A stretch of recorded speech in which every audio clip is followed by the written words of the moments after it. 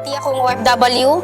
So sa agency din ako sa abroad nagtatrabaho. Hindi nga lang naging maganda yung last trabaho ko sa ibang bansa. Kaya nagstay for good na ako sa Pinas. Yung kapatid ko sir sumunod sa akin is pastora. Nakita ko siya sir nag-aaral ng welding. Sabi ko sa kanya, pwede pala mag-welding ang babae. Sabi niya, oo ate.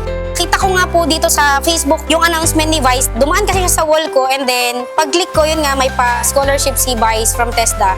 So grab ko yung opportunity although na-late po talaga ako noon. Ipinalalangin ko po na sana makahabol din ako.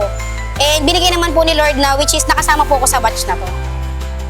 Nakakatuwa kasi po, na-experience ko na makasama yung mga lalaki na magagaling na talagang mag-welds.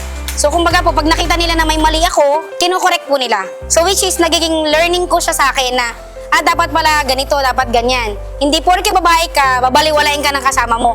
Sa SMAW na to sir, dito ko na-experience yung patas po yung tingin sa amin. Naging inspirasyon po para sa akin na bilang babae maging welder din ako. Someday, somehow, na makagawa ko ng sarili kong project na ako mismo yung nag-weld. Na pwede ko ipagmalaki na kahit babae ako, nagawa ko na mag-welding ng trabaho ng lalaki dapat. Kasi nga po, sabi nila, hindi na trabaho ng lalaki ngayon yung welding. Trabaho na rin siya ng babae.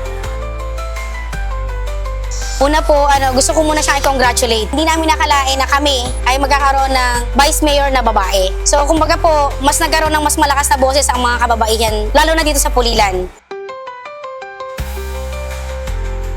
Si Vice po yung naging daan ko. Kasi kung hindi po dumaan sa wall ko yung programa ni Vice Aimee, hindi po ako mapapasama ngayon sa TESDA na to, sa SMAW, at hindi niyo po ako makakaharap ngayon kung hindi din dahil kay Vice.